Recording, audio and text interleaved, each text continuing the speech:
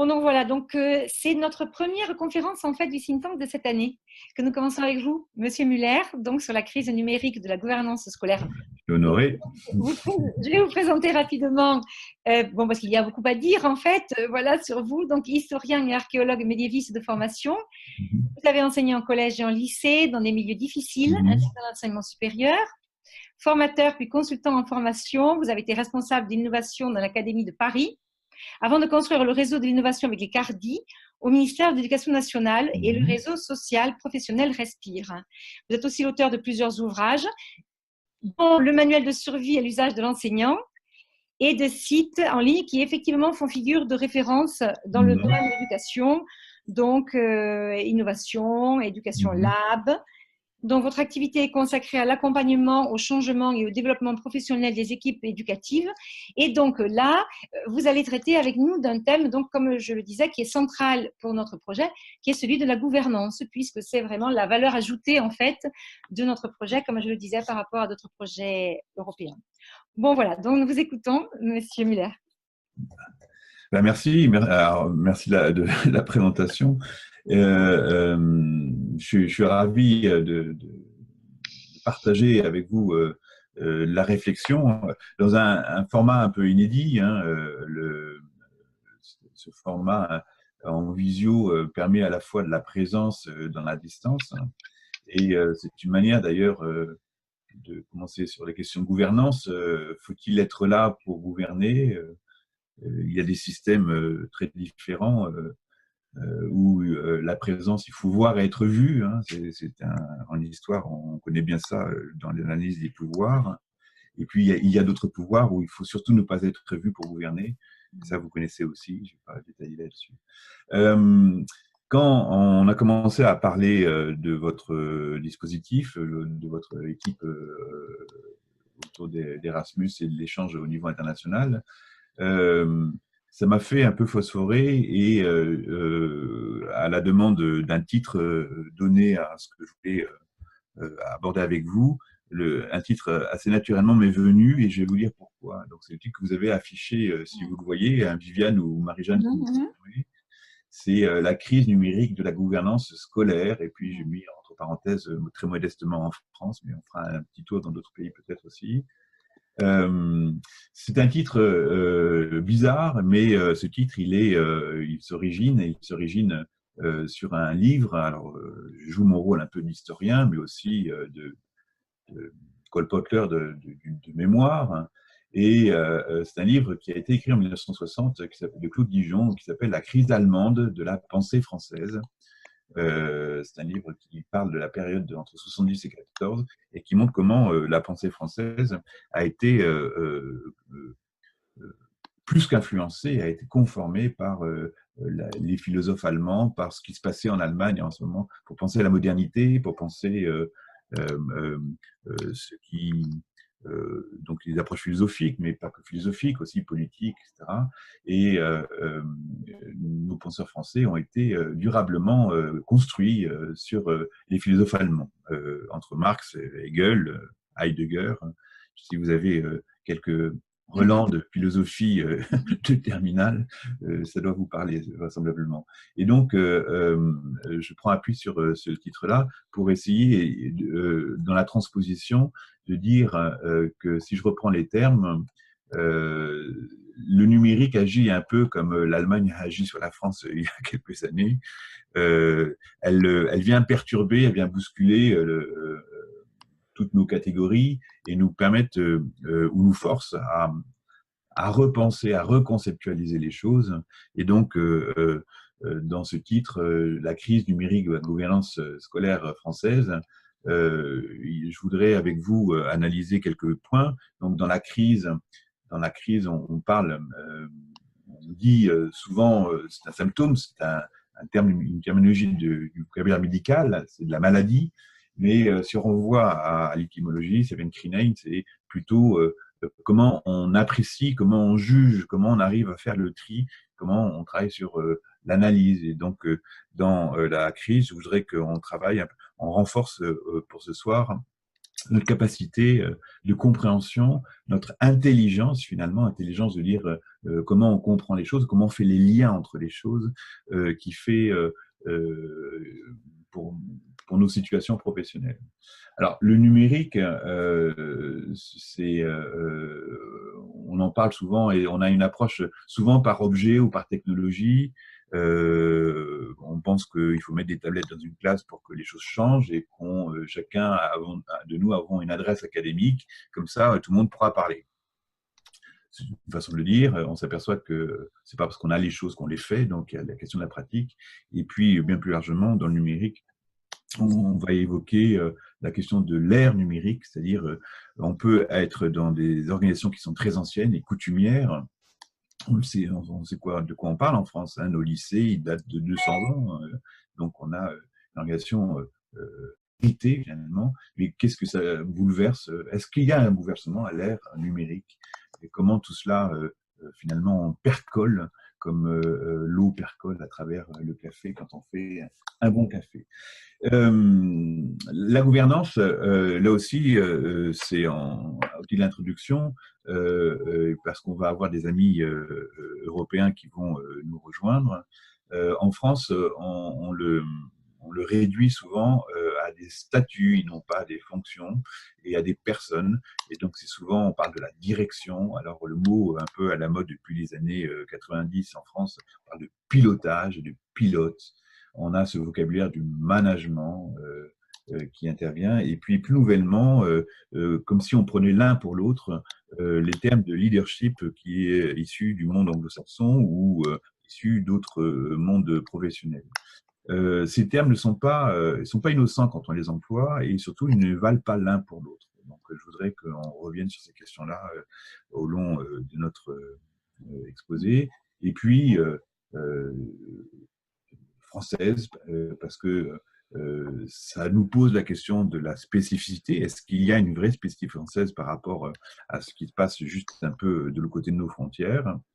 Est-ce qu'il y a ces dimensions aussi culturelles, c'est-à-dire que, mis à part les réformes ou les efforts d'équipement, il y a bien des choses qui résistent plus. Et donc, quand on parle de routine professionnelle, quand on parle finalement aussi de changement, c'est pas forcément comment dire, on serait toujours surpris de voir d'où ça vient finalement et quel est finalement notre travail. Donc, c'est en guise d'introduction pour cela. Pour ceux qui vont nous rejoindre, il y a la possibilité complètement d'interagir pendant l'exposé. Donc, je ne voudrais pas. La forme nous impose quelquefois ici de parler directement et en monologue. C'est un peu délicat. La plupart du temps, quand j'interviens avec des groupes vivants et donc c'est plutôt dans l'analyse et le dialogue que ça se passe. Donc, je voudrais réserver la possibilité que par le chat que j'ai affiché, il puisse y avoir soit des réactions, soit des liens, soit des images, peu importe. Il y a un espace pour interagir et qui, tout du long de l'exposé, pourra agir et modifier ou préciser des choses. D'accord. Ça va? Oui, oui, oui, très bien. Ça marche? Merci. Très bien. Voilà, alors, c'était... je suis clair, ça va?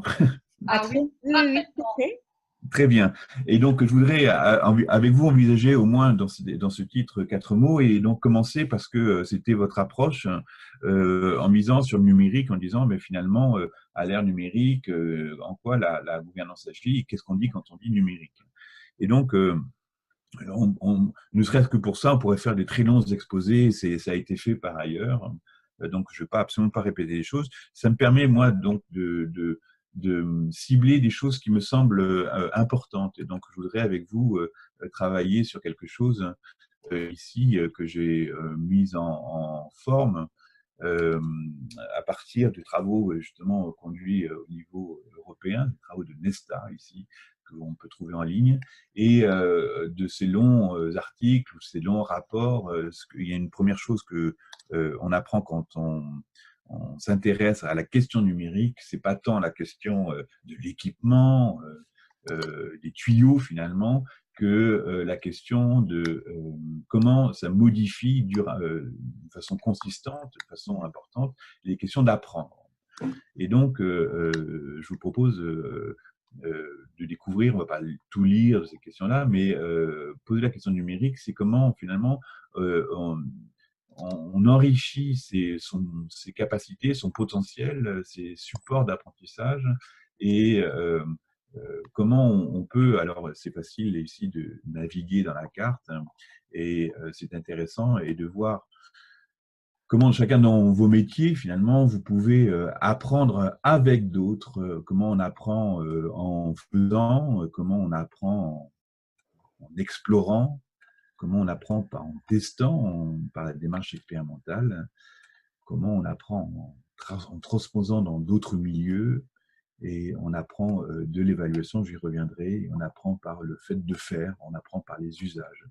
Et donc, c'est assez intéressant. Tout ça n'est pas nouveau en soi, sauf que le numérique permet complètement d'amplifier la chose, de la rendre possible là où ce n'était pas forcément, et surtout de profiter de beaucoup d'autres. Et donc, on voit bien que c'est la question de la reliance derrière, la question de la gouvernance qui se pose.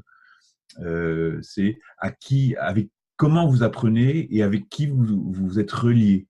Et donc, ce sont ces questions très ouvertes, hein, parce que je n'ai pas la réponse, et donc c'est à vous chacun de répondre. Et donc, dans votre groupe, ça serait dire avec comment vous apprenez finalement, qu'est-ce que vous privilégiez comme circuit d'apprentissage, et dans votre exercice de la gouvernance, qu'est-ce que vous pouvez privilégier ou qu'est-ce que vous pouvez tester en plus, justement, avec le numérique beaucoup plus facile qu'on ne l'avait précédemment. Et donc, ce repositionnement de la question du numérique autour de l'acte d'apprendre et de l'apprenance, hein, il y a beaucoup de mots en anse qu'on invente un peu, c'est presque des néologismes en France, de gouvernance et donc maintenant d'apprenance. Il y a même des académies qui font leur projet académique. On a parlé beaucoup de Dijon, par exemple, dont la rectrice est porteuse, vectrice de l'apprenance justement à tous les étages, hein. Et donc c'est pas parce que il faut des élèves mieux apprenants, c'est l'académie qui devient organisation apprenante. Et justement, on voit bien que le numérique à ce moment-là s'insinue beaucoup plus qu'il faisait. Mais on peut le faire, on pourrait le faire tout autant sur le numérique. Mais on est dans ces cas-là, allons-y. Voilà. Ça va? C'est clair? Oui, oui, très très clair. Le deuxième point que je voudrais porter sur le numérique, quand je parle de gouvernance, j'ai dit que la gouvernance, souvent, on l'a réduisée à un rôle, à une fonction, alors que précisément, quand on commence à rapprocher gouvernance du numérique, ça va nous faire imploser de l'intérieur ces questions-là ou ces approches-là. Ces approches qui sont très statutaires ou très institutionnelles, comme on peut l'avoir en France. Et il y a un tableau là que je vous ai traduit, qui est issu donc du rapport européen et qui me sert beaucoup, qui reprend trois mots, qui sont trois mots-clés. C'est plus que des mots-clés, c'est vraiment des éléments actifs, comme on pourrait dire, des particules élémentaires qui provoquent la fusion nucléaire. Et si on dit que donc, la gouvernance, désormais, à l'ère numérique, ce sont ces trois particules qui rentrent en action et qui vont agir. Et donc, ça pose la question à chacun d'entre nous, dans quelle mesure on travaille sur les questions de personnalisation. Et donc, on voit bien, alors avant d'entrer dans le tableau, je voudrais dire le tableau. Donc, c'est ces trois mots-clés qui sont là. Et en haut, vous avez tout ce qui concerne l'éducation tournée vers les jeunes, c'est l'éducation scolaire, mais on voit qu'il y a une symétrie extrêmement forte. Il y a un axe de symétrie avec les questions de développement professionnel. C'est-à-dire que dans le numérique, ça nous renvoie à des effets de système. C'est-à-dire qu'on ne peut pas tout changer à la base sans rien changer vers le haut. Donc, il y a des effets miroirs qui sont terribles, qui demandent beaucoup plus de cohérence qu'on avait jusqu'à présent. En gros, on pouvait être extrêmement libre dans ces classes et surtout que rien ne change par ailleurs. Et donc, souvent d'ailleurs, historiquement, quand on a demandé à travailler sur les questions d'innovation, par exemple, dans l'école, c'était finalement une affaire des profs parce que rien ne pouvait ou ne devait changer par ailleurs. Donc, innove dans ta classe, mais ne touche pas un emploi du temps, ne touche pas surtout les statuts, les fonctions, etc. Quand on commence à travailler sur le numérique, on fait sauter des verrous. Hein. L'organisation du travail, c'est du temps, c'est des lieux. Et puis, c'est aussi le fait que maintenant, chacun, et ça, on va très vite le voir sur ces 3 mots, chacun est une personne. C'est-à-dire qu'un compte, c'est très démocratique finalement d'une certaine manière. Chaque personne a une possibilité d'interagir, de parler, de contribuer, dans le respect évidemment de la nette étiquette, hein, mais regardez ce qui se passe dans les réseaux sociaux. Le puissant peut interpeller le faible et inversement. Donc il y a une dimension de personnalisation extrêmement forte, beaucoup plus que on l'avait jusqu'à présent. Ça embrège complètement une institution comme publique comme la nôtre, hein, qui était construite sur l'indifférenciation et l'impersonnalisation, c'est-à-dire que chaque fonctionnaire devait être s'effacer et effacer sa personne devant ce qu'il était. Il représentait à la fois l'État et il était absolument changeable, enfin comment dire, échangeable d'un poste à un autre. Il y avait une certaine impersonnalité, une certaine invisibilité de la personne. Dès lors qu'on travaille sur les numériques, même avant le numérique, on s'aperçoit que même les postiers, vous savez, ils devaient avoir leur nom et leur prénom. Donc on voit bien que le portage finalement par la personne est assez importante. Et de la même façon qu'on doit le faire avec les élèves, on doit connaître nos élèves, et un peu plus que des éléments scolaires, mais des éléments biographiques. Et la personnalisation numérique renvoie à qu'est-ce que vous connaissez finalement des gens avec qui vous travaillez. Et qu'est-ce que vous connaissez de ce qu'ils sont, de ce qu'ils font, etc. Et d'une certaine manière, on peut même dire que dans la gouvernance que vous mettez en place, vous serez expert si vous êtes capable de me restituer des éléments quasiment biographiques des personnes avec qui vous travaillez. Oui, ça décale un peu, hein, quand même. Mais c'est jusqu'où vous allez, quoi, en gros. Et donc, c'est un vecteur assez important. Et puis, les 2 autres sont tout aussi agissants, hein, ils sont en système et ils ne sont pas séparés. C'est la dimension de la collaboration. C'est-à-dire que là aussi, ça bat en brèche beaucoup ce en quoi on a été formé. Alors, j'allais dire même presque formaté. C'est-à-dire que dans nos institutions un peu tradies, on a été organisé en filière, hein, en statut, mais aussi en discipline, par exemple dans le degré. Et donc, chacun se disant donc spécifique par rapport à un autre. Et donc, quand bien même il y avait des invitations à travailler en équipe, tout était fait pour qu'on reste dans une boîte à œufs. Hein, c'est l'image qui a été donnée souvent par des sociologues pour restituer la vie dans un établissement scolaire. La boîte à œufs, c'est fait que tous les éléments sont intéressants. Un œuf est intéressant en lui-même, mais tout est fait dans l'organisation du travail pour qu'il surtout ne se rencontre pas. Et de regarder comment est foutu un emploi du temps. Dans un très gros établissement, il est possible qu'on ne se rencontre jamais. Rien n'est fait pour collaborer, physiquement parlant, et donc le numérique en cela est disruptif, hein, c'est-à-dire que finalement il rend possible, donc on branche des tuyaux, mais c'est pas, on est tellement habitué, vous savez, hein, c'est un peu comme les poissons, on est tellement habitué à être dans un cadre que c'est pas parce qu'on change de cadre que les pratiques changent. Voilà. Donc la collaboration est importante, en tout cas elle devient réelle. On s'aperçoit que les pratiques sociales sont en train de bouger. Regardez-vous, Marie-Jeanne ou Viviane, quand vous choisissez une destination, un hôtel ou un restaurant, regardez ce que vous faites et comment, et quelle est votre prise de décision, comment vous l'éclairez. Et donc, je pense que vous êtes comme moi, donc Marie-Jeanne, on regarde souvent les avis, on regarde finalement comment la communauté a collaboré, a échangé de l'information et pour éclairer sa prise de décision. C'est vous qui prenez, mais en même temps, vous appuyez sur une expertise qui a été donnée par un collectif, quel qu'il soit. Et donc, c'est assez intéressant que socialement, on valide ces usages, et qu'est-ce qu'on en fait au niveau professionnel.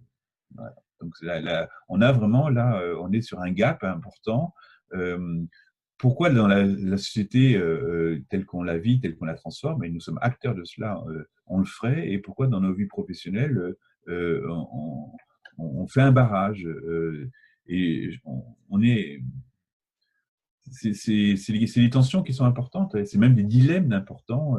Faut-il résister ou pas à ces questions-là? Et la numérique vient, en tout cas, vient de nous poser ces questions-là. Est-ce que ce sont des questions qui sont posées explicitement au niveau des établissements? Et puis le troisième, il est tout aussi important. Alors c'est un néologisme à la française, c'est d'abord de l'anglais, mais à la française on pourrait l'expliquer, c'est l'informalisation. L'informalisation, c'est-à-dire dès lors qu'on s'intéresse aux manières d'apprendre, à la façon dont on apprend, d'abord pour les élèves, hein, les neurosciences viennent de là, en disant finalement on apprend tout le temps, très vite, très tôt, et puis il ne suffit pas finalement que de dire les choses, de découvrir les choses pour qu'on apprenne. C'est terrible, parce que vous dites ça, vous faites exploser l'école. C'est-à-dire que, et si je le renvoie dans la phase adulte, dans les questions de formation, ça voudrait donc dire que faire quelque chose, ou développer, ou mettre en œuvre quelque chose, il ne suffit pas d'une formation pour le faire. Et d'une certaine manière, ça renvoie à des questions assez difficiles. Chaque fois que j'ai des groupes, petits ou grands, je leur pose la question, qu'est-ce que vous savez très bien faire que vous n'avez jamais appris par la formation? Et donc, ça fait beaucoup rire les gens, parce qu'ils savent très bien ce dont on parle. Ils peuvent identifier très très bien leur expertise particulière, qu'elle soit personnelle ou professionnelle, et ils voient très bien la part minime de la formation. D'une certaine manière, quand on analyse des contextes professionnels, des situations où ça se passe bien, on les prend pas au dépourvu, les profs, je travaille beaucoup avec des chefs d'établissement, ils voient très bien que dire finalement, quand je sais faire quelque chose, la part de la formation, finalement, c'est, alors je vais le dire, le chiffre, c'est presque à hauteur de 10%. Ça veut donc dire qu'il y a 90% de l'acte, de la situation, de la maîtrise professionnelle qui vient d'ailleurs, qui vient d'autre chose. Et c'est ça l'informalisation. C'est-à-dire, c'est pas l'opposé, mais c'est le complément indispensable à ce que la formation est. Et la formation, étymologiquement, c'est la mise en forme.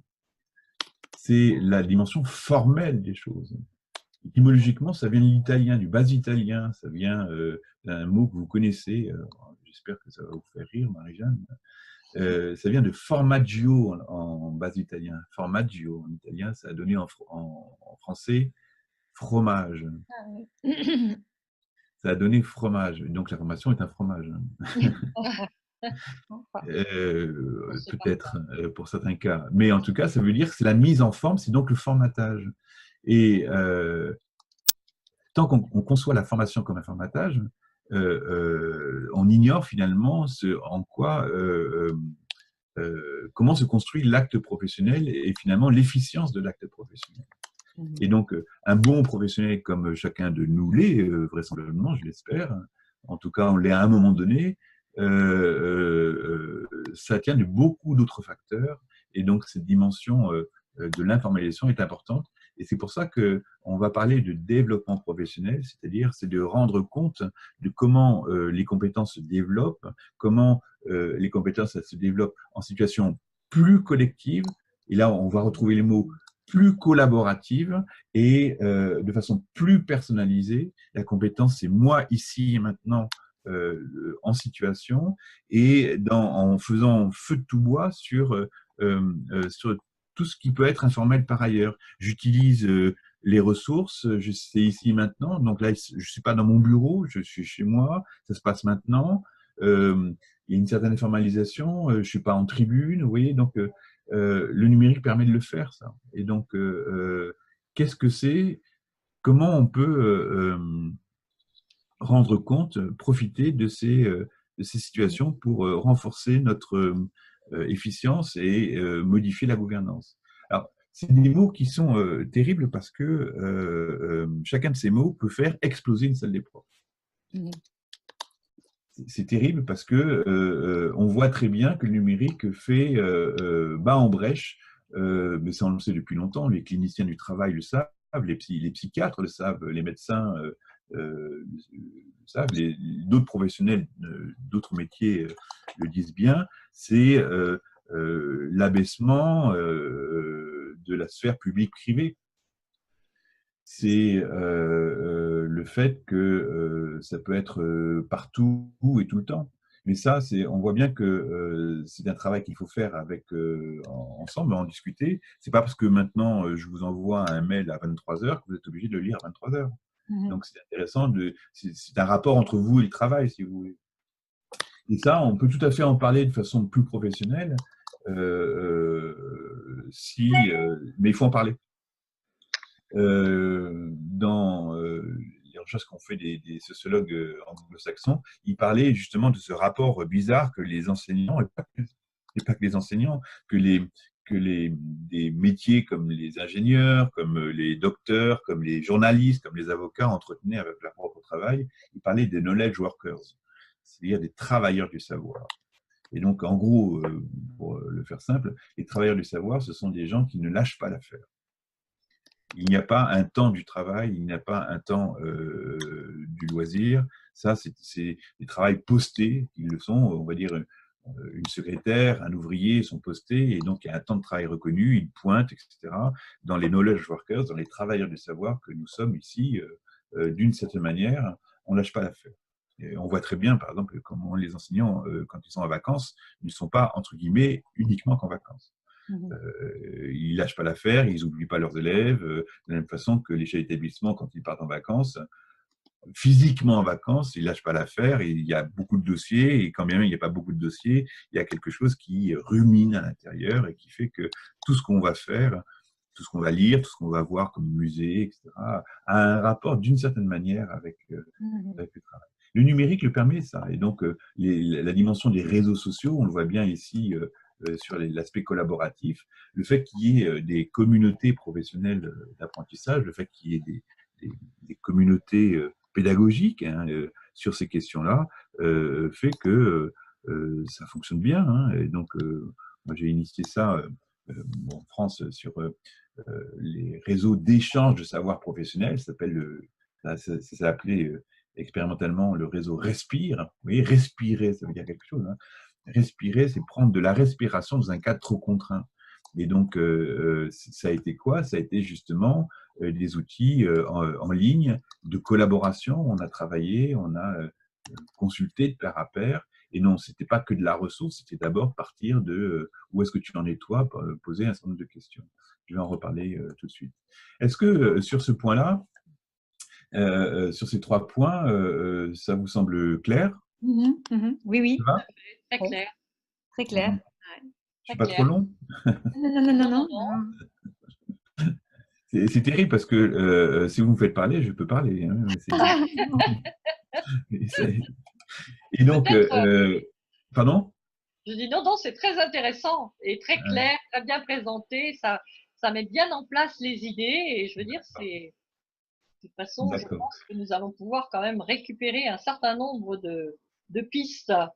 Très bien. Je prends après, mon troisième visuel sur les questions du numérique prend appui sur les travaux de David Hopkins, qui a beaucoup travaillé au Royaume-Uni, et pas qu'au Royaume-Uni, mais il est au Royaume-Uni, sur les questions de comment on travaille finalement à l'ère numérique pour faire évoluer la gouvernance. Et donc, ce petit graphique, ce petit schéma montre bien la dimension toujours systémique des choses. C'est-à-dire qu'une chose ne suffit pas, c'est bien un ensemble de choses et qui fonctionnent. Et donc, d'une certaine manière, c'est comment on s'inscrit dans le cercle, hein. Comment on y entre, comment on entre dans la danse. Et sachant qu'en entrant dans la danse, on va faire le tour et il va y avoir des effets de renforcement. Et donc, la question qu'on peut poser à chacun des collègues, à Viviane ou à Marie-Jeanne, mais à ceux qui nous rejoindront, c'est où est-ce que vous en êtes? comment vous faites-vous chez vous, etc. Et donc, il faut juste lire ensemble les petites choses pour les expliquer.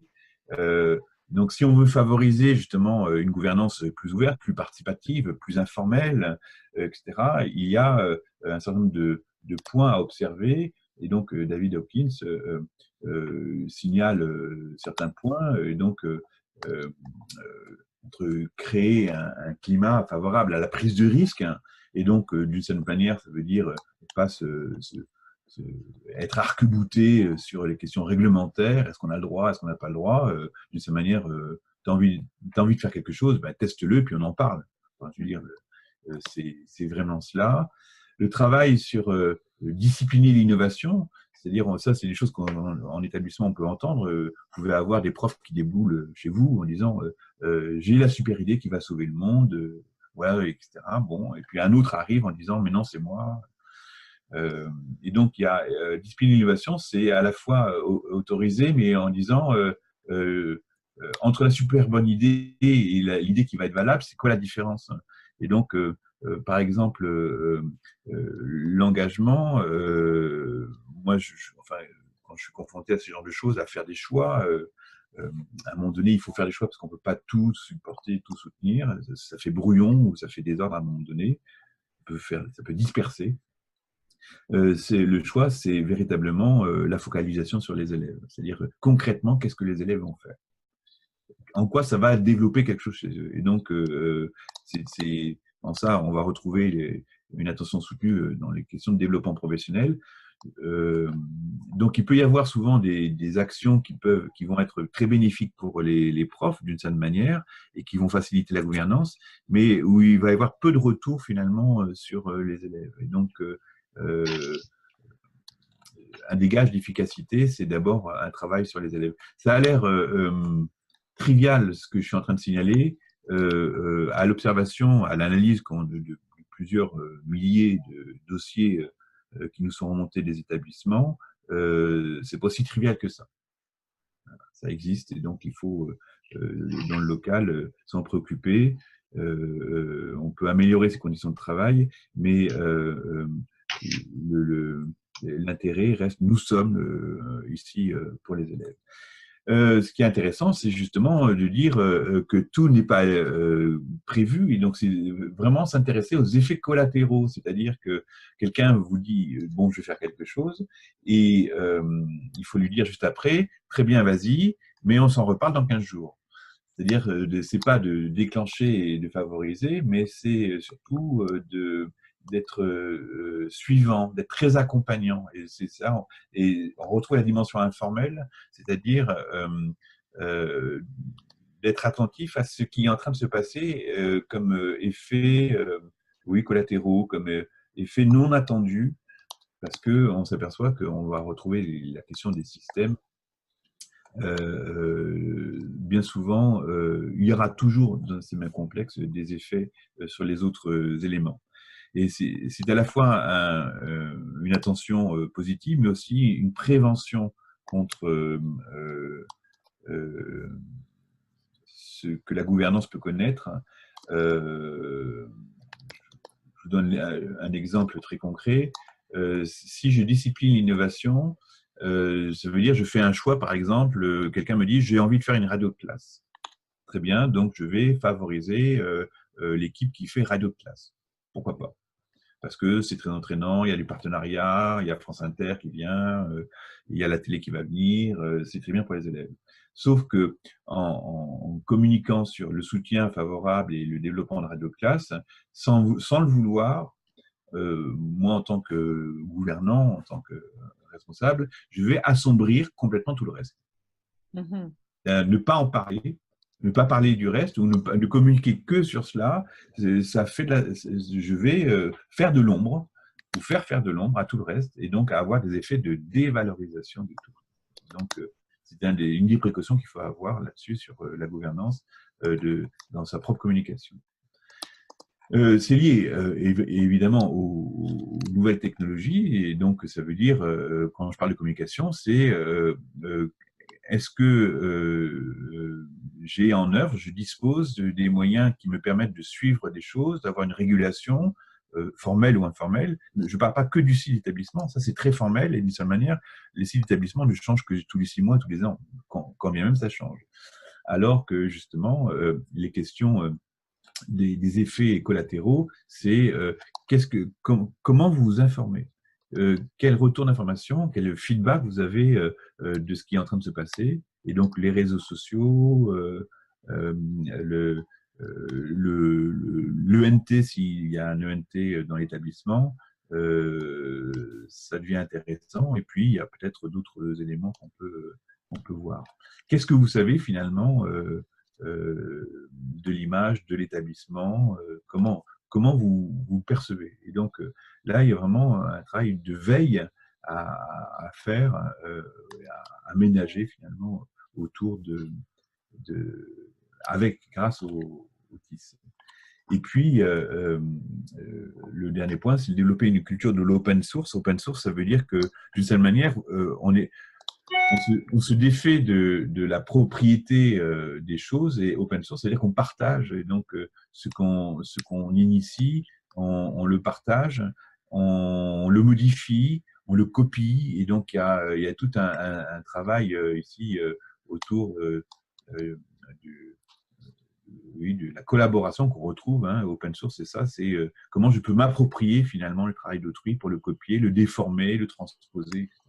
Donc ça, c'est véritablement une des clés aussi dans l'éducation. Si on avait dû chaque fois réinventer les choses, eh ben, on serait encore à l'âge de pierre.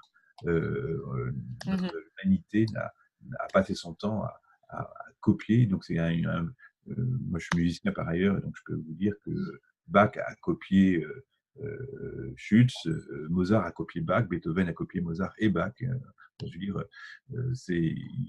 mais en même temps, comme Picasso a copié tous ses maîtres, on le sait aussi, mais c'est Picasso en même temps. Donc,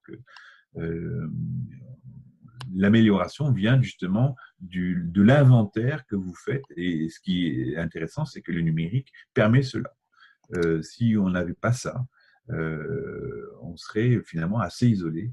Et un des paradoxes que je dis tout à l'heure, c'est que malgré le numérique, les gens se sentent isolés. On va y revenir. Et le 4e point sur le numérique que je voulais travailler avec vous, ça va encore? Oui. Ça va bien. Parfait. Très bien, vous me dites le temps qu'on a, parce que… Alors, j'avais programmé 1h15. D'accord. Donc, sachant que nous avons commencé à 18h30, nous disposons de la plateforme. Non, nous avons commencé beaucoup plus tard. Voilà, nous avons encore une petite demi-heure, 20 minutes. D'accord. Moi, je vais essayer. Alors, bon, si vous m'arrêtez pas… Désolée, finalement, parce que bon… Oui. Si vous m'arrêtez pas, je peux parler. C'est bien. Oui.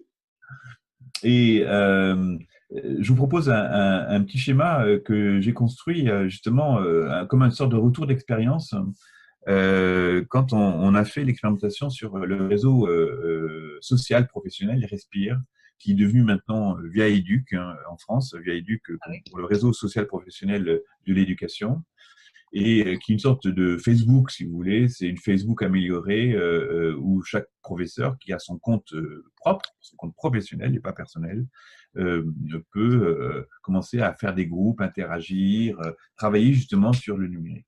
Et donc, ça a été une petite révolution en 2011. À l'époque, c'était le ministre de l'Éducation qui était DGESCO à l'époque. Donc, c'est amusant. Quand je lui ai, entre guillemets, vendu la chose, il m'a dit « mais ça va marcher ». Je lui ai dit « oui ». Donc, il a signé.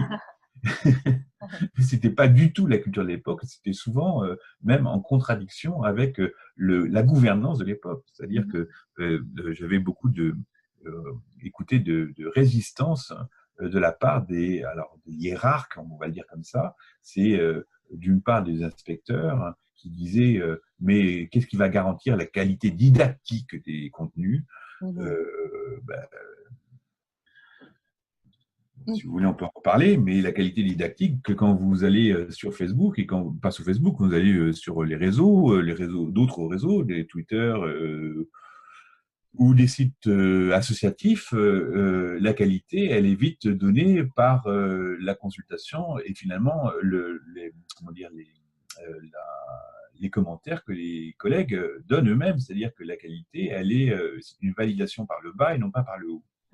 Donc ça, déjà, ça a commencé à grincer.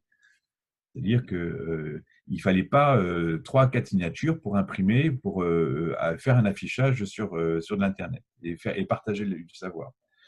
Bon. Par l'expérience, 3 ans plus tard, on avait des centaines ou des milliers de contributions. On n'a jamais eu aucun problème de qualité. Aucune dérive, je veux dire n'importe quoi, sectaire, sexuelle, sur les questions. C'était plutôt des ressources de bonne, si c'était même quelquefois de très bonne qualité. Donc, ça veut dire que les préventions sont souvent que des préventions, des peurs irraisonnées, et que passer à l'expérience et réguler l'expérience, elle est le plus intéressante. Et puis, l'autre prévention que j'avais eue, c'est de la part de chefs d'établissement, précisément. On voit bien que le numérique, je l'avais dit, requestionne, elle repositionne les personnels qui ont, entre guillemets, autorité, mais aussi un pouvoir. Il dit, mais si un prof parle de mon établissement, je ne maîtrise pas. Il faut l'entendre, il faut entendre ça. Dans le réseau social professionnel, les gens ne sont pas sous avatar. Les gens, quand ils écrivent, ont une responsabilité éditoriale propre, c'est-à-dire qu'on sait qui écrit, d'où il écrit et d'où il parle, de cette manière. Et donc, là aussi, après plusieurs années d'expérience et des milliers de contributions, la question ne s'est jamais posée. La question était peut-être une bonne question, préalable, mais il n'y a pas eu de problème. On n'a pas eu une dénonciation de personnes, on n'a pas eu des établissements qui ont été stigmatisés, etc. Et donc, c'est assez intéressant de voir que finalement, en se donnant les moyens et puis méthodologiquement en respectant ces codes-là, ces codes de l'étiquette, ça pouvait se faire. Alors, le graphique s'explique donc quand on a analysé les groupes, il y a des milliers de groupes, hein, donc on est maintenant, on a dépassé les 100 000 personnes, et donc il doit y avoir à peu près 9 000 groupes à peu près. Et la nouveauté de cette semaine, c'est que maintenant Viaéduc a des publications publiques. Auparavant, il fallait avoir un compte pour pouvoir connaître. Maintenant, on peut accéder sur des pages publiques, et donc prochainement, il y a des publications que moi j'avais fait dans ce cadre-là qui vont passer dans le réseau public et que vous verrez si ça vous intéresse.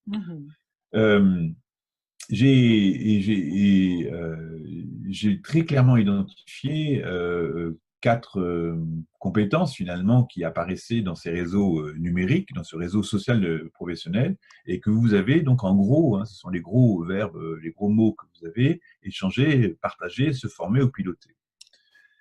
Donc on retrouve la question de la gouvernance, c'est-à-dire le mot piloter, c'était le mot français que j'ai mis parce que ça faisait plaisir, hein, mais en gros c'est comment des groupes, dans le cadre d'une école du socle par exemple, se réunissaient, directeurs, inspecteurs, chefs d'établissement, pour travailler sur un projet commun. Ça peut être ça, voilà l'exemple.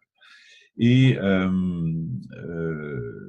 plus il y avait beaucoup d'échanges. 90% du réseau numérique, hein, sert d'abord à de l'échange. On voit bien que c'est d'abord de l'échange, et avant même que de l'échange, enfin, c'est même pas de l'échange de ressources. C'est ce qu'il faut bien entendre aussi, justement en termes de numérique, c'est d'abord l'échange des questions. C'est d'abord du questionnement à la communauté.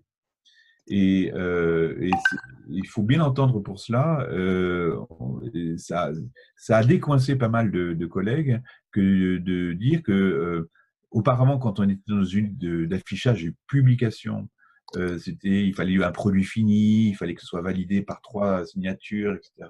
Alors que là, ma question, et ma vraie question, ma question qui n'a pas de réponse, qui va chercher la réponse ailleurs, eh bien, elle peut se faire en une phrase.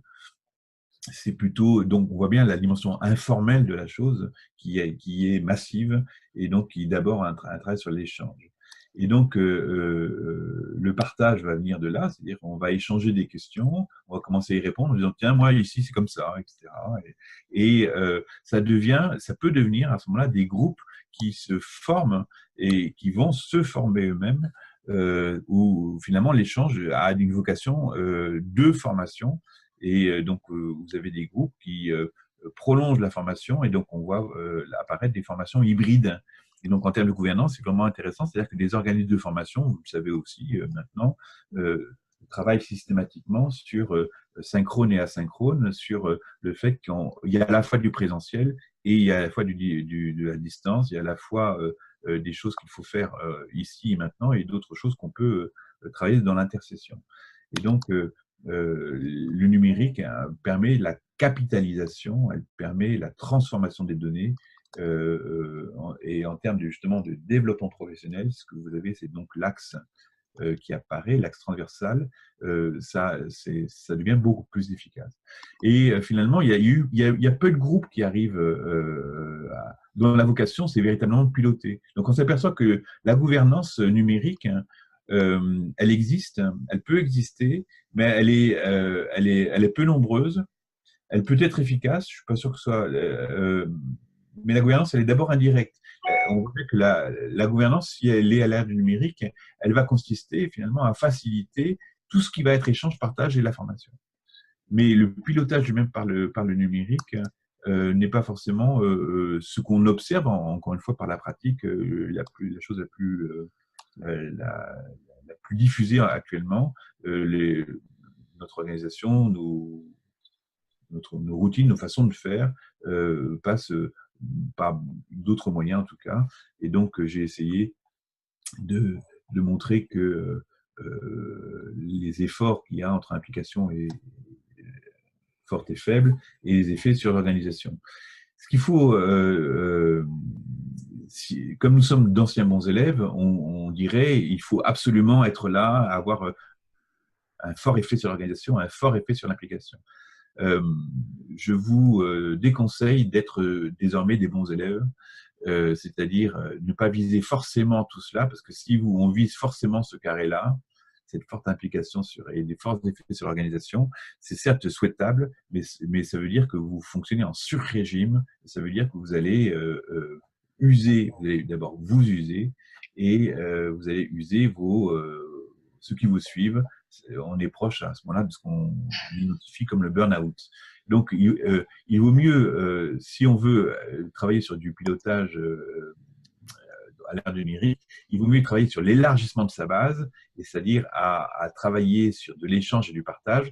Plus vous allez élargir votre base de consultation, de remontée d'informations formelles et informelles, etc., plus vous serez en situation d'améliorer votre pilotage. Et donc, il faut non pas développer le niveau du haut, qui sera toujours là, il y aura toujours des pilotes dans l'avion, on l'espère, mais il faut plutôt travailler sur un peu plus d'implication, un peu plus d'engagement dans le développement professionnel et dans l'échange de partage. Donc, le niveau de formation, je vous l'ai dit, la part finalement relativement réduite de ce qu'est la formation pour la formation, c'est 10%. Donc, ça veut dire que 90% existe un peu dans la nature, mais n'est pas encore suffisamment, on va reprendre le terme d'Hopkins, suffisamment discipliné. Et donc, il y a ce travail que le numérique peut essayer de voir, comment on peut orienter, aimanter, un peu comme on fait avec la limaille de fer, comment on peut aimanter les échanges informels, le partage de quoi, qu'est-ce qu'on veut partager, comment on le fait, etc., autour des questions professionnelles. Est-ce que ça va? Oui. Bien, vous voyez qu'on n'a parlé que du numérique pour l'instant. Oui, voilà. Abordons la gouvernance. Alors, précisément, on va travailler. Merci. C'est Viviane qui a parlé ou c'est Marie-Jeanne? C'est Marie-Jeanne. Ben, je vois que Marie-Jeanne suit. Ah oui, toujours. C'est le feedback que je peux avoir. Et donc,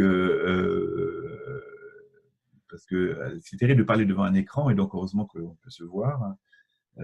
Sinon, ça serait j'ai pas l'habitude de ça, moi je parle toujours à des assistants avec lesquels je suis très... Voilà. On va parler de la gouvernance, et donc en termes de gouvernance, là aussi, il ne faut pas faire des écrits. Donc avec Romuald Normand, on a fait pas mal d'écrits là-dessus. on prend appui vraiment sur des travaux aussi qui sont largement partagés au niveau international. Et donc, il y a deux, trois petites choses que je voudrais quand même signaler et qui me semblent importantes pour notre sujet. Et donc, la première des choses, c'est de revenir à une définition, et je l'ai volontairement laissé en anglais, parce que le terme de gouvernance, derrière, c'est le terme de leadership que je choisis, plutôt que direction ou pilotage. Je vais choisir le terme de leadership scolaire, et leadership scolaire plutôt partagé. Et donc, j'en reprends une définition qui a été donnée lors d'un colloque qu'on avait organisé à Lyon en 2011. Et j'ai pris cette photo volée qui donne justement ce qui nous intéresse et qui montre comment on va insister sur le processus et non pas sur les personnes. Et donc, je sais que notre assistance doit être aussi anglophone, hein, et donc je vais essayer de le traduire aussi mal qu'un Français peut le faire. Donc, je prends la première définition. Le leadership renvoie donc à une interaction entre des membres d'un groupe, et donc on est bien sur une interaction et non pas sur la personne. Ce qui va, on va cibler la relation et la qualité des relations dans le membre d'un groupe. Donc c'est situé aussi. Donc d'un groupe qui commence et qui veut conserver des attentes élevées et la compétence de tout le groupe dans la résolution des problèmes ou dans l'atteinte d'objectifs. Donc, j'essaie de bien traduire. Je sais que j'aurai sans doute un faux sens ou un autre, mais peu importe, c'est le sens qui est donné. Donc, on a bien un travail, on insiste bien sur les interactions. Donc, on voit bien, ça renvoie à ce qu'on a dit tout à l'heure sur les réseaux numériques. C'est bien le nombre d'interactions qui va être qualifiant, qui va désigner la gouvernance, et non pas les personnes, la qualité des personnes elles-mêmes. C'est bien la constitution d'un groupe avec un périmètre donné. Il peut être ouvert, ce groupe, mais c'est qui, dis-moi, qui est dans le groupe, et qui va travailler sur des attentes communes. Et donc, c'est souvent des questions. D'abord, qu'est-ce qu'on fait là pour qu'on le partage? Et souvent, des questions autour de problèmes. Et donc, c'est quoi le problème? Comment est-ce qu'on peut partager d'abord sur quelles sont les questions qui sont pour toi, les questions ouvertes, mais pas fermées, les questions sans réponse, comme on disait. C'est un écrivain français qui s'appelle Maurice Blanchot qui a une phrase admirable. Il dit la réponse est le malheur de la question. Donc, peut-être que le leadership scolaire, c'est de travailler non pas à la réponse à des questions, mais de travailler la question pour la question, de faire travailler les autres sur la recherche, sur l'enquête. On va retrouver ces questions d'enquête, sur l'enquête patiente, collaborative, informelle et formelle, à un certain nombre de questions qui ne seront jamais finalement bien résolues. La question de qu'est-ce qui fait réussir des élèves, c'est une vraie question. Comment on apprend, ça reste une vraie question. Quand vous entendez les experts, justement, que ce soit les neurosciences ou des philosophes, etc., ils n'ont même pas de réponse. D'ailleurs, les vrais chercheurs vous disent, écoutez, moi, je n'ai pas de message direct à donner aux enseignants. Ils savent des choses, mais leur propre expertise les empêche de dire, ben, écoutez, ça reste pour nous une question. Hubert Reeves, quand il parle d'astronomie, il dit « je sais quelque chose de l'univers, mais il y a 90% de la matière que je ne connais pas ». Donc, ça reste une question. Donc, on voit bien que ce qui va faire engager finalement un collectif dans son travail, et c'est comment on partage les questions. Donc, vous voyez bien le rôle du numérique dans ces questions-là, c'est-à-dire de prendre la question, de capitaliser ces questions et de savoir comment on y va progressivement. Atteindre les buts, oui, ben, l'éducation, elle n'a pas changé de but depuis 200 ans à peu près. C'est développer l'autonomie des élèves et la meilleure réussite des élèves. Je ne peux pas aller plus loin que ça parce que l'éducation, en ce moment, elle connaît des changements de finalité. Hein. Est-ce qu'il faut faire réussir tous les élèves? Oui, quand on dit les élèves, ça arrange tout le monde. Mais si on dit maintenant est-ce qu'il faut faire réussir tous les élèves, ça pose des questions, des drôles de questions. Ça pose des drôles de questions. D'autres pays Alors, je vais parler de la Nouvelle-Zélande très, très vite, mais la Nouvelle-Zélande pose une seule question. Donc, le gouvernement, hein, le gouvernement, l'équivalent du ministère de l'Éducation, pose une seule question aux établissements. Comment vous soutenez les progrès et faites réussir tous les élèves? C'est la même question qui est posée à tous les établissements. C'est vrai que c'est une question qui est très ouverte. Et donc, les établissements passent leur temps, et tous les 3 ans, ils sont visités autour de cette question-là. Et donc, on va s'apercevoir que justement, les questions de gouvernance et de partage de rôles et responsabilités vont partir de cette question-là, par exemple. En France, on ne parle pas d'évaluation des établissements. On n'a pas posé ces questions des établissements. Si, il y a peut-être des réseaux d'éducation prioritaire à qui on a posé ça, mais les autres, moyens. Hein. C'est dur, hein. Enfin, je ne sais pas si ça va. Oui. Tout à fait. Donc, la question de la gouvernance, c'est donc bien une question de relation. Alors là, je reprends l'article, je pris un article, la photographie d'un article du journal assez récent qui s'intéressait, c'est rare que les journaux s'intéressent vraiment à la chose scolaire, et là, il y avait un titre, il ne fallait pas le manquer, un lycée qui réussit, et donc la citation, des profs bienveillants et une direction stable. C'est amusant de voir que la gouvernance, finalement, on voit bien que ce n'est pas du numérique, mais alors il se trouve que ce lycée-là, je connais bien, il y a aussi du numérique, mais ce n'est pas mis en avant. Ce qui va être mis en avant, c'est donc la qualité de la relation avec les élèves, et la qualité de la relation entre les profs, et le fait que la direction assure une certaine stabilité. Et donc, ça nous renvoie à une définition, je veux dire, un peu caricaturale, mais est-ce que ça s'appelle du management? Vous voyez? Et donc, si vous avez vu la vidéo que je vous ai proposée, il y a une différence. Le management, c'est ce qu'un chef d'établissement me répondait en disant « Muller, mon boulot, c'est pas l'innovation, mon boulot, c'est que tout marche bien et que j'ai la paix. » Voilà. Donc ça s'appelle du management. Les questions de leadership, vous voyez bien, si on reprend la définition ici affichée en anglais, c'est pas d'avoir la paix que tout se passe bien. La question du leadership, c'est vraiment un engagement, c'est beaucoup plus dynamique. Et donc, une direction stable, c'est d'une certaine manière, c'est assurer sans doute une stabilité, mais qu'il y ait de la dynamique dans cet établissement, parce qu'il se trouve que cet établissement va s'occuper de tous les élèves, et notamment des décrocheurs. Il y a une clé qu'il faut lire, c'est que c'est un établissement qui est connu pour s'occuper du décrochage scolaire et de reprendre des élèves qui avaient été éjectés du système par ailleurs. Donc, pour le faire, il faut absolument qu'il y ait du sens donné, une dynamique donnée et des questions posées. Et donc, la question, c'est puisqu'ils sont partis, les élèves, s'ils reviennent, c'est à quelles conditions? Voilà. Donc, qu'est-ce qu'il faut changer finalement dans le système pour que ça fonctionne? Revenir sur les questions du leadership, c'est partir aussi de ce type de formalisation que j'avais avec Romuald proposé, que vous retrouvez dans la vidéo. Donc, puisque vous la retrouvez dans la vidéo, je ne vais pas la détailler de façon ponctuelle, enfin précise, mais c'est quand on parle de leadership scolaire, c'est pas le référentiel métier d'enseignant du chef d'établissement. C'est bien de cibler les relations et les actes professionnels et donc pas les personnes. C'est donc une organisation du travail. C'est bien aussi l'organisation d'un collectif dans son travail sur les questions de son travail et sur la dynamique qu'il entend enclencher. Et donc, les dynamiques, on a ciblé, et donc en appui avec un peu de littérature au niveau international, travaillé sur 4 grands domaines. Et on s'aperçoit que finalement, le numérique n'apparaît pas.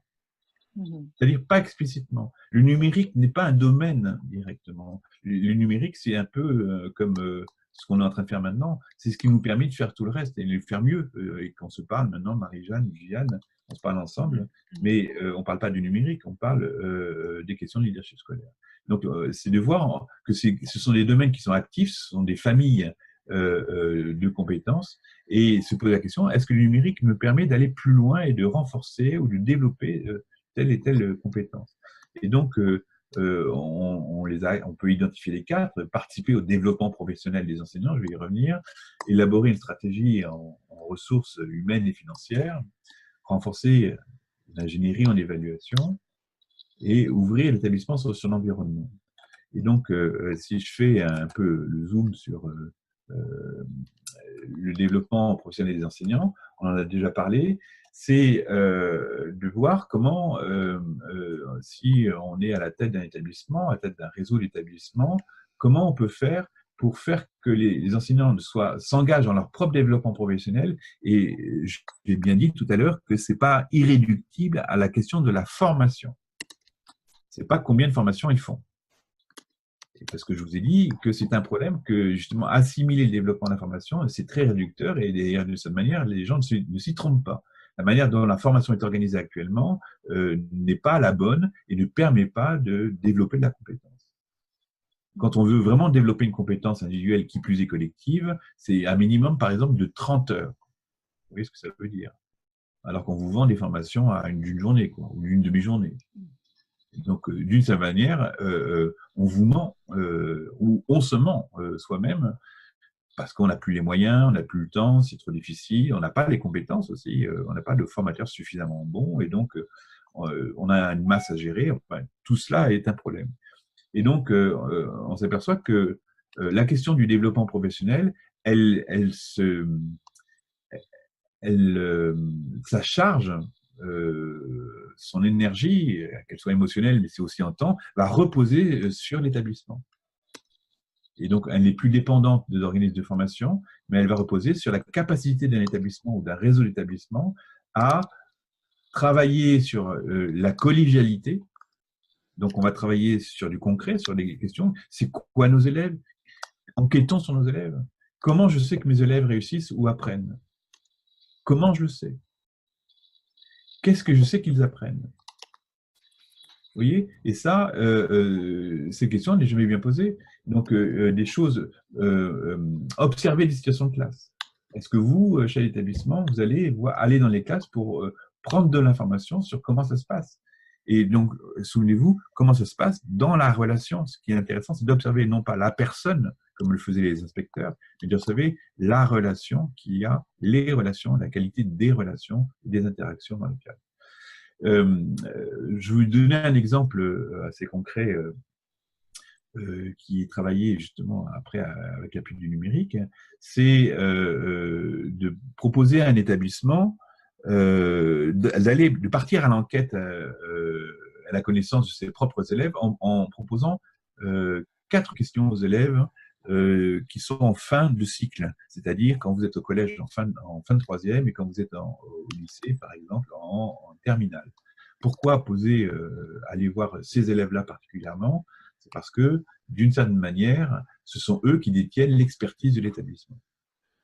Ils ont passé 3 ans, 4 ans, quelquefois 5 ans dans ces établissements, et d'une manière certaine, là pour le coup, ils en connaissent presque autant, si ce n'est plus que vous.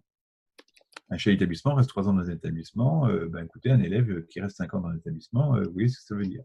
Et il connaît même l'établissement comme vous ne connaîtrez jamais. Et qu'est-ce que ça veut dire? Ça veut dire les couloirs, les WC, l'existence numérique de réseaux cachés. Si je peux donner des exemples, je ne vais pas aller plus loin que ça. Donc, ça veut dire que la part d'expertise n'est pas là où on croit. Et donc, travailler sur le développement professionnel des enseignants, c'est aller débusquer, vous voyez, c'est vraiment, c'est de la chasse, hein, il faut débusquer ces savoirs-là qu'on va réinjecter justement dans l'établissement. Et donc, on peut poser 4 questions à ces élèves, à ces étudiants, écrites. Hein, et donc, ça veut dire, on va constituer un matériau écrit. Alors, il peut se faire en ligne ou sur des postes, mais il peut se faire aussi par l'écrit tout bêtement, avec un stylo et un papier. La première question, et chaque fois, je demande d'ailleurs à ce que les élèves répondent par 3 réponses. Une est trop sèche, et donc, c'est un travail un peu de rédaction et de réflexivité pour les troisièmes ou pour les terminales. La première question, ce serait qu'as-tu appris au collège? Et vous voyez qu'on est toujours sur la question de l'apprenance. Qu'as-tu appris au collège? C'est non pas est-ce que tu aimes le collège, c'est qu'as-tu appris au collège? Et 3 réponses. Je demande 3 réponses. La seconde question, c'est qu'est-ce qui t'a permis d'apprendre au collège? Qu'est-ce qui t'a permis d'apprendre au collège? La troisième question, c'est la symétrique inverse. Qu'est-ce qui t'a empêché d'apprendre au collège? Qu'est-ce qui t'a empêché d'apprendre au collège? Et puis la dernière question, puisqu'ils partent du collège ou du lycée, puisque tu pars, quel est le message que tu donnerais à tes enseignants? Voilà. Mais écoutez, si vous êtes dans un collège moyen, ça fait 400, 500 élèves, ça fait à peu près en troisième 100 élèves. Donc 100 élèves, par élève, il y a 4 questions, et par question, il y a 3 réponses.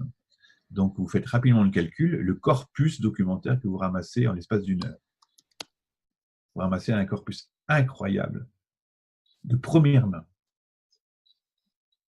avec des surprises étonnantes. C'est-à-dire que je défie les chefs d'établissement avec qui on a travaillé, comme les enseignants, de connaître tout ce qu'il y a dedans.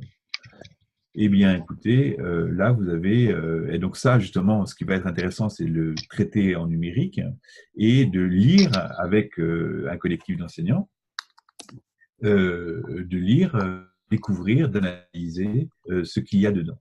Et donc, ce qu'on analyse, c'est donc l'apprenance de l'établissement. Et derrière, et là, on retrouve la mise en œuvre du dispositif de développement professionnel, c'est-à-dire que les élèves vous ciblent très directement les qualités. Ils ne désignent pas les personnes, hein, mais ils parlent vraiment de ce qui les fait apprendre, de ce qui les empêche d'apprendre. Donc, ils vous ciblent des situations, ils vous donnent quasiment une sorte de diagnostic extrêmement pointu. Très, très sensible. Ça, pour le coup, il faut en parler, il faut se faire accompagner sur ces questions-là. Et ça vous permet ensuite de mettre en œuvre une suite, un accompagnement sur les établissements. Et donc, on voit bien que les questions ne sont pas les questions de contenu d'enseignement, par exemple. Et donc, quand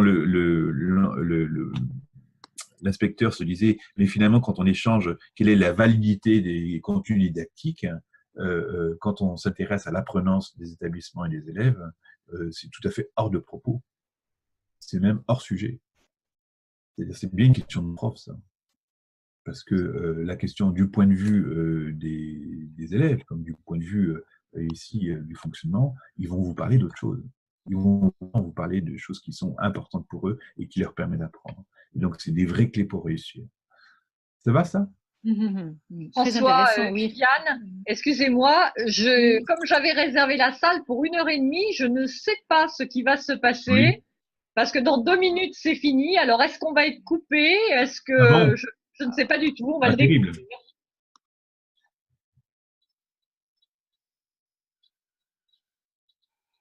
D'accord. Donc, je vais aller plus loin sur ces questions de leadership. On voit bien que, par exemple, ce qui va être déterminant en termes de gouvernance, et ce qu'un chef d'établissement peut faire beaucoup plus faire que des enseignants, c'est travailler sur l'ouverture de l'établissement à son environnement. On voit bien que le travail de favoriser les réseaux, les collaborations entre écoles, ou travailler sur les questions de partenariat, ce sont des choses qui sont assez déterminantes, tout aussi bien que ce que je dis tout à l'heure sur les questions de développement professionnel. Et donc, là, ici, la collaboration numérique, le fait d'échanger, de faire du Skype, hein, tout simplement, on voit bien que le Skype, c'est assez facile, d'inviter finalement à sa table des gens qui sont d'ailleurs. Dès lors que vous ouvrez un contexte, une classe ou un établissement, vous le rendez meilleur. Hein, c'est ce qu'on fait là. Quand on ouvre son bureau, eh bien, il faut faire juste le ménage. On est meilleur que si on était tout seul.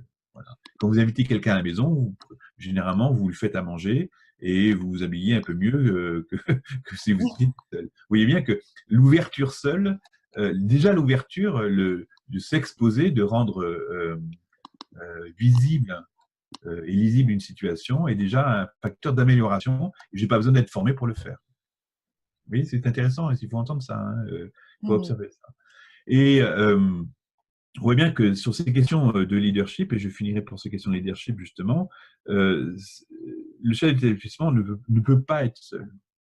Derrière le leadership, on travaille sur des questions qu'on traduit par une périphrase avec Romuald, sur une question de nouveau partage des rôles et des responsabilités. C'est-à-dire que la question de l'amélioration ne peut pas être la seule détention d'un chef d'établissement dans son bureau avec son tableau de bord, c'est pas possible. parce que tout simplement la qualité scolaire, elle se fait avec des élèves en direct dans des classes. Donc, mais il peut le faire de façon indirecte, hein, en partageant justement les enjeux, mais les questions, et en faisant en sorte que les enseignants, et donc il peut y avoir 10 dans une école, il peut y avoir 150 enseignants dans un lycée. Là où je suis actuellement, il y a 150 bonhommes. C'est plus difficile. C'est qu'il y a des rôles qui s'inventent, il y a des rôles qui existent, hein, il y a des rôles de coordonnateur de discipline, de coordonnateur de classe, ça existe, de professeur principal, tout ça existe, mais c'est balbutiant et c'est encore très statutaire par rapport à d'autres rôles plus fonctionnels qui sont là qu'on a essayé de cibler. Comme on parle d'enseignants leaders, c'est une expression qu'on retrouve beaucoup en Ontario, par exemple, qui est ce contexte, cet État du Canada qui est à la fois francophone et anglophone, et où ils disent tous leaders, et donc et c'est pas un mot, c'est-à-dire que chacun assume une fonction d'organisation, une fonction de formation, d'innovation, et on retrouve des rôles de formateur, de conseiller, de coordonnateur ou d'évaluateur. Quand on travaille, ou d'analyseur, quand on a travaillé par exemple sur le questionnement des élèves, c'est bien un rôle d'analyse que l'on fait.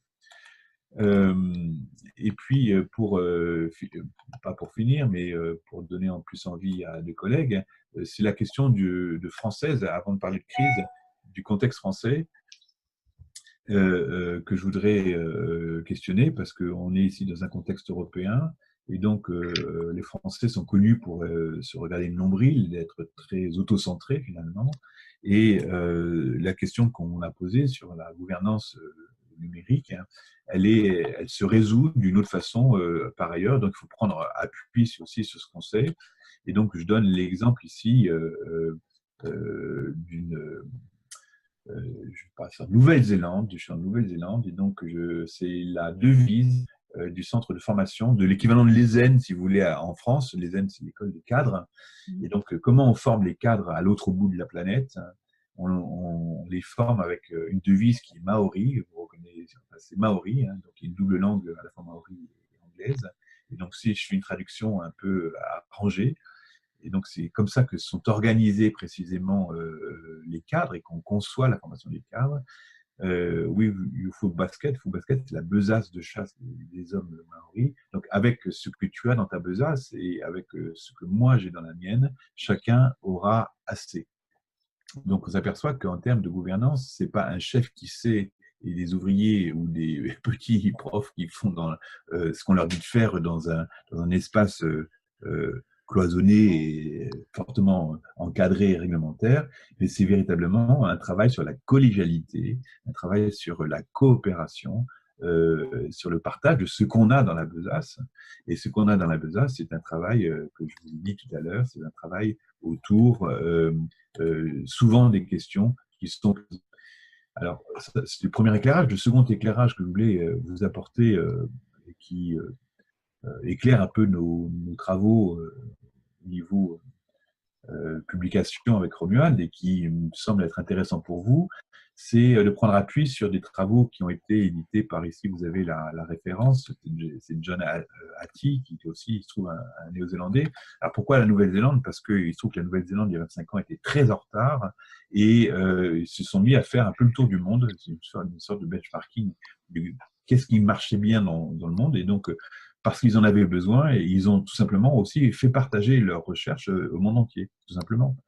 Donc c'était intéressant de voir comment de prendre appui là-dessus. Et donc, vous avez un premier tableau sur les effets de l'organisation scolaire, hein, sur la réussite des élèves. Et donc, à partir de méta-analyse, donc je ne vais pas rentrer sur les détails de la méthode, mais là, vous avez une sorte de tableau de chasse, de score, mais il faut le comprendre de façon un peu systémique. Qu'est-ce qui réussit plus, qu'est-ce qui réussit moins? Et donc, on s'aperçoit que dans ce qui réussit plus, et donc on voit que, par exemple, le numérique n'apparaît pas. Donc, il faut lire la question comme ça. En quoi le numérique va renforcer les facteurs d'efficacité qu'on a bien identifiés? C'est comme ça qu'il faut lire le tableau. Donc, on s'aperçoit que dans l'organisation scolaire, la réussite, il y a le comportement de classe, l'influence des pairs, et tout de suite, dans le rang 3, le management de l'établissement. C'est-à-dire qu'en travaillant sur les questions de l'organisation de l'établissement, c'est un des effets les plus importants. Et donc, en quoi ça apparaît? On le retrouve dans l'effet établissement, qui n'est pas tout à fait la même chose, et dans le chef d'établissement et le leadership. On voit bien que donc, ces questions autour de la gouvernance sont décisives. Et elles sont complétées ici, non pas sur l'organisation, mais par le second tableau. Voilà, le second tableau, qui est les effets de l'enseignement, et non pas de l'organisation, c'est le même auteur, les effets de l'enseignement sur la suite des élèves.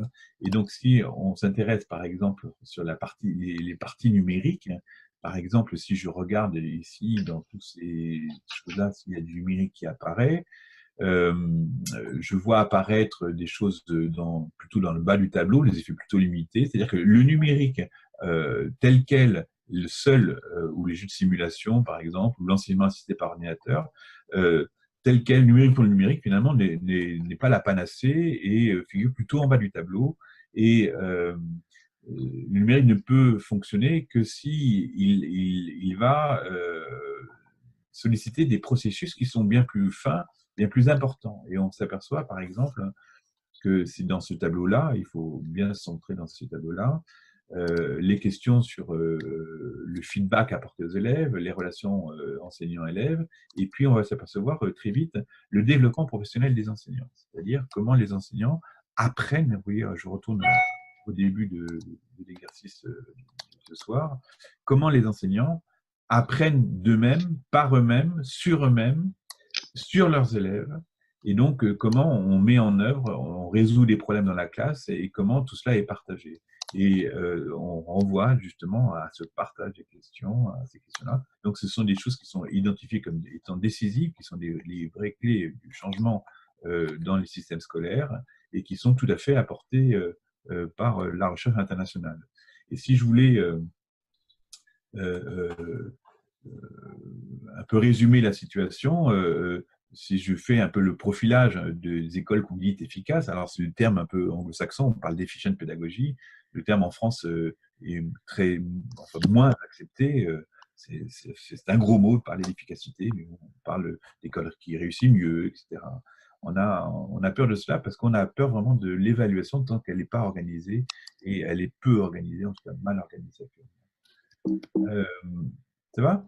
Oui, oui, oui. Et donc, on retrouve ici 4 éléments qui font système là aussi, et comment dire, qui sont délicats à afficher, mais c'est bien qu'il faut en parler parce que c'est ça qu'on va travailler à travers tous les dispositifs mis en place dans un établissement, et notamment au niveau de la gouvernance. Faire le pari de l'éducabilité. Donc, le fait qu'on se mette d'accord sur que chaque étudiant, chaque élève puisse réussir, par exemple, c'est une chose dont on ne parle jamais, quasiment jamais, parce qu'on pense que c'est un acquis. C'est faux. C'est faux, c'est ce qui actuellement perturbe les salles des profs. On le voit très bien dans les façons d'évaluer, dans les manières d'évaluer les élèves, de restituer les choses, manière dont on ne parle pas des phénomènes de décrochage directement dans les établissements, et que ça renvoie à des dilemmes qui sont à la fois des dilemmes professionnels, donc des vraies difficultés reconnues comme telles, et des dilemmes qui sont partagés. C'est-à-dire que chacun se renvoie à soi-même sans qu'on en parle, en disant mais non, moi ça va, etc. Et donc ça renvoie au dernier point, communiquer entre enseignants. On va dans la classe d'un collègue tous les jours où on en parle. Je ne connais pas beaucoup d'établissements qui le font. Je connais qu'ils le font, mais quand on le fait, ça va nettement mieux. Et on peut le faire uniquement si on travaille sur des changements dans l'organisation. C'est-à-dire que tant que l'organisation est ce qu'elle est en ce moment dans l'établissement, on retrouve la boîte à œufs et on n'a pas la possibilité de médiation, de visibilité, de questions autour, non pas des pratiques, mais de ce qui se passe. Quand on parle ici de différencier les approches, travailler sur la différenciation et pas la remédiation. Donc on est très fort en numérique d'ailleurs pour travailler sur la remédiation. Il faut toujours remédier aux choses, alors qu'un des enjeux principaux, c'est d'abord la différenciation. Et très tôt, très tôt. Et donc en quoi le numérique peut aider à la différenciation et non pas à la remédiation. reconstruire, n'importe quel médecin, psychiatre disent que la reconstruction, elle ne se fait pas comme ça. Enfin, c'est pas... Et on peut aller très haut, construire des murs très élevés avec des trous. Hein. Les cathédrales, il y a des trous partout et ça va très haut. Hein. Donc, il ne faut pas avoir des murs tout pleins. Il faut savoir se débrouiller et en tout cas, essayer de travailler sur un des premiers points dont on ne parlera jamais, c'est ces questions sur l'éducabilité. Comment on fait? Il y a des manières de le faire, une manière de... J'ai connu une directrice d'école que j'ai accompagnée pendant quelques années et qui avait transformé son conseil des maîtres, ce qu'on appelle le conseil des maîtres, qui était un conseil qui se réunit régulièrement pour parler des choses de l'école, hein, ou du PQ dans les toilettes. Et donc, elle a transformé ça en groupe de partage des doutes et des difficultés. Là, je retrouvais l'expression, le groupe de partage des doutes et des difficultés. C'était une école de la Goutte d'Or où les enseignants se faisaient tuer sur place parce que les difficultés étaient invraisemblables, avec un turnover très important. Et donc, soit on allait à la mort de l'école et des instituts, soit il fallait changer autre chose. Et parce que les questions qui étaient centrales, c'était justement comment on fait avec les gamins qui sont pas préparés, qui sont pas là, qui sont comme ils sont.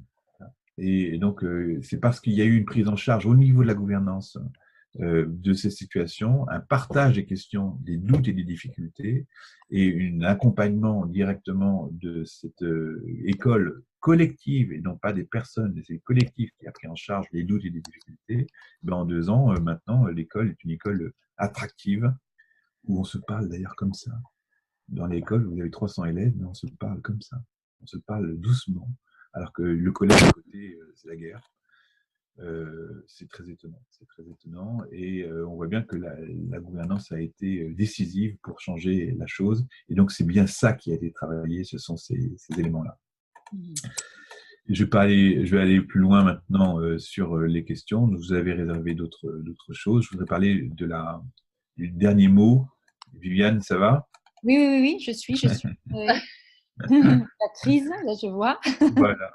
Le dernier mot, ce sera c'est pas mon dernier mot, mais c'est les mots que je voulais travailler avec vous. C'est la notion de crise. Donc, non, tout ne va pas mal. Les choses vont plutôt bien. Il faut bien reconsidérer les choses. Et donc, dans notre système de gouvernance, il y a bien une reconsidération de la gouvernance en sens de ce qu'elle est, non pas de qui fait quoi, parce que souvent, c'est des questions statutaires. Chacun se dit pilote, l'inspecteur se dit pilote, accompagnateur, le chef d'établissement se dit pilote ou accompagnateur, etc. Mais c'est bien la manière de faire qui va être déterminante et non pas le statut qui va qui va garantir. Et donc, ça, on a des retours très nombreux des équipes sur le fait que c'est bien les manières d'être traités, d'être considérés, de construire la relation dans la gouvernance qui va être déterminante et non pas, ils vont être relativement indifférents à qui le fait d'une certaine manière. C'est quand on accompagne, c'est est-ce que tu es là, est-ce que tu es présent, est-ce que tu es suffisamment présent, c'est-à-dire dans la régularité.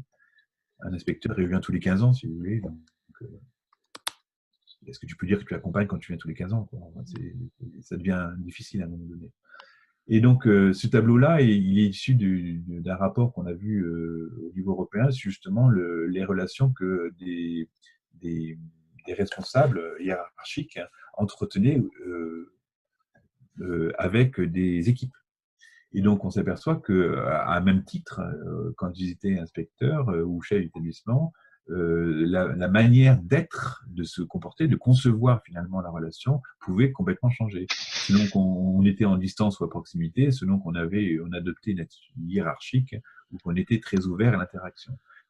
Donc finalement, derrière le mot gouvernance, on désigne pas des statuts et des fonctions, mais on va discriminer finalement des styles de faire, des manières de faire, mais qui vont être beaucoup plus sensibles.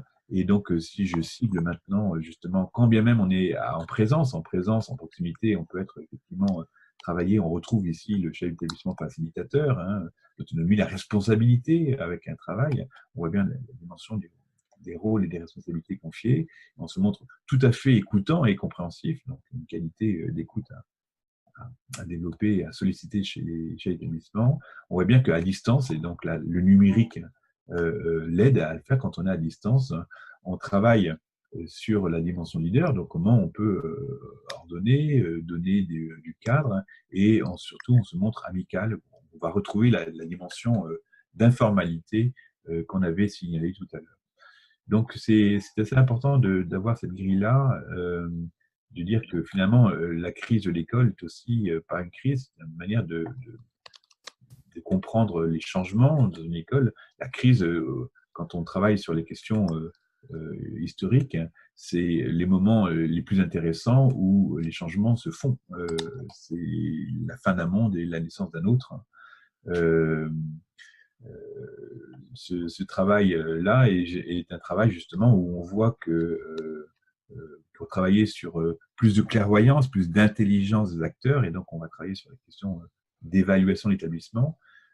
Quand on travaille sur l'amélioration des établissements, et donc avec une gouvernance redéfinie, comme on l'a fait tout à l'heure, il y a des choses qui existent. Donc on va chercher à développer l'évaluation interne, et une évaluation compréhensive, une évaluation qui donne de l'intelligence de la situation aux enseignants, donc quelque chose qui soit plutôt formatif.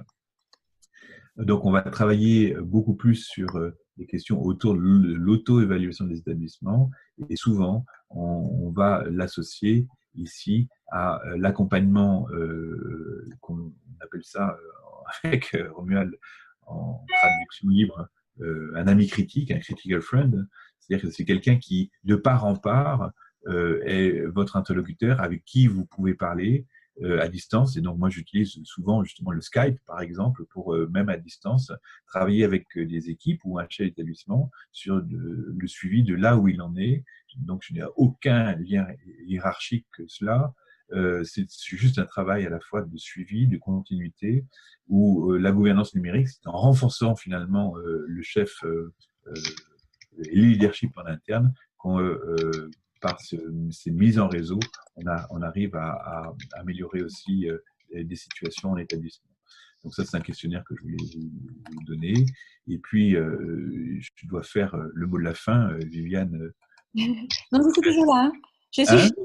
Je suis toujours là. Oui, je sais, mais je dois finir avec vous, en tout cas. Et c'est pas un mot de fin, c'est un mot où il faut, à un moment donné, il faut finir l'épisode pour que la série se poursuive plus tard, dans d'autres milieux.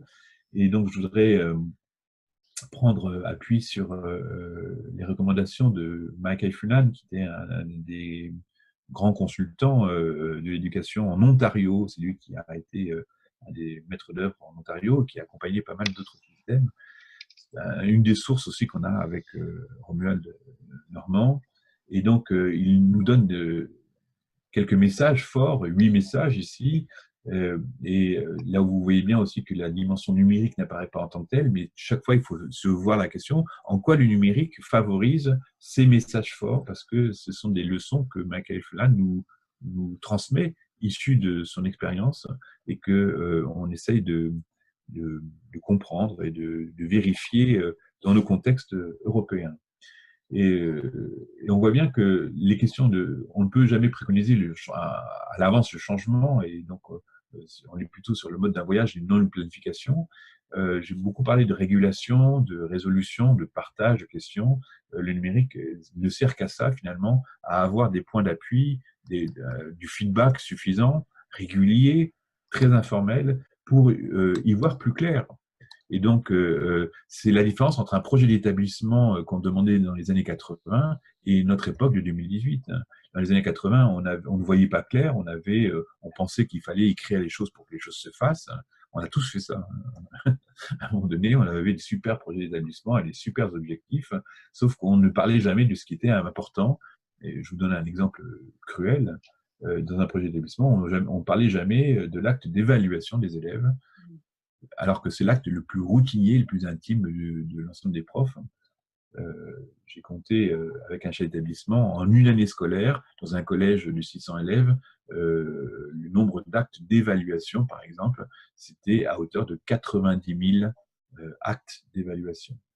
90 000 actes d'évaluation. Donc, on a saturé complètement les relations d'évaluation, sauf que vous regardez le projet d'établissement ou le site de l'établissement, on n'en parle pas. Donc, on écrit une chose, on fait autre chose. Vous voyez? Et donc, je pense que si on a des messages à apprendre de notre expérience, et si on devient expert, c'est précisément de travailler maintenant sur des choses qui sont plus concrètes et qui sont plus réelles d'une certaine manière. Les problèmes et les difficultés sont vos amis. Donc, c'est d'une certaine manière, c'est dans votre groupe, qu'est-ce que vous savez des 3 questions sans réponse de chacun? Est-ce que vous partagez 3 questions sans réponse et mettez-les sur la table? Écrivez-les d'abord. Faites cet acte d'écriture individuelle, partagez-les et vous verrez que normalement, si c'est bien fait, si c'est un peu accompagné, vous en avez quasiment pour 2 ans de formation. 2 ans de travail. Vous avez un contenu propre, très original et qui sera votre truc à vous. Voilà. Donc, on peut écrire un projet parce qu'à un moment donné, il faut donner du cadre. Et puis, Erasmus+ a besoin d'un peu d'écrit formel d'une certaine manière. Mais le contenu propre, c'est vous allez vous le donner, mais il n'est pas encore mis en forme d'une certaine manière. Ouais. Et donc, la vision d'ensemble et la planification stratégique viennent après coup.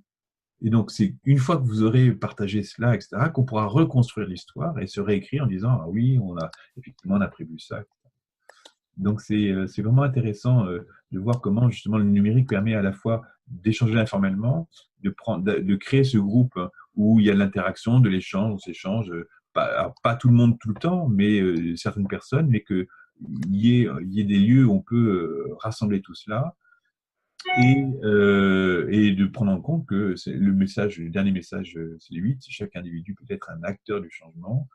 Il n'y a pas que le pilote qui conduit. Enfin, c'est la différence entre un avion et une situation scolaire. Hein.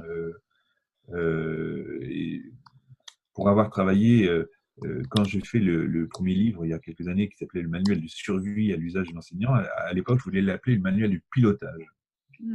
Et donc, je suis allé m'enseigner et aller voir des pilotes de ligne, hein, un pilote d'Airbus, hein, en me disant, mais dis-moi, montre-moi, c'est quoi ton manuel? Et donc, ils me montraient des gros manuels comme ça, qu'ils portaient constamment, comme à la SNCF, on porte ses règlements et puis les horaires. Et puis, il fallait tout apprendre par cœur, des checklists, etc. Et puis, le pilote, il est absolument, comment dire, interchangeable. Jamais un équipage ne se constitue d'un vol à l'autre. Tout est orthonormé, etc. Et puis, ce qu'il disait, c'est qu'un bon pilote, c'est quoi? Il fait son plan de vol, il fait monter la charge dans l'avion, à la fois les passagers et le fret. Hein. Tout le monde s'attache, il décolle et il fait le voyage en pilote automatique souvent. Et après, il atterrit et tout se passe bien. Voilà, ça c'est un bon pilote. Bah, écoutez, je ne suis pas sûr que quand on parle d'un établissement scolaire ou d'une classe, hein, le fait de faire son fret et que tout le monde s'attache et surtout que personne ne bouge, soit une bonne garantie de la qualité de l'école. Voilà. Vous avez donc la limite du pilotage. Le mot pilote n'est pas forcément la meilleure des métaphores. Quand on dit que chaque acteur, chaque individu peut être acteur du changement, je vous ai dit plusieurs fois que les élèves, il faut les inclure dans la boucle, ce sont des véritables acteurs du changement, pour peu que les profs et les chefs d'établissement prennent appui sur eux et cherchent l'expertise là où elle est. Ça va? Merci beaucoup. Merci beaucoup pour cette conférence passionnante. Voilà, on aurait des tas de questions encore et voilà, à vous poser sur tout ce que vous avez dit parce que c'est vraiment essentiel effectivement pour les écoles d'une façon générale, pour les écoles effectivement à l'ère du numérique. Et puis effectivement, on voit bien que chaque question finalement voilà, en entraîne d'autres. On voit bien la complexité effectivement de la formation, du changement, de ce qui se met en place, de ce qui peut se mettre en place. Donc écoutez, nous allons transmettre cette vidéo à nos collègues.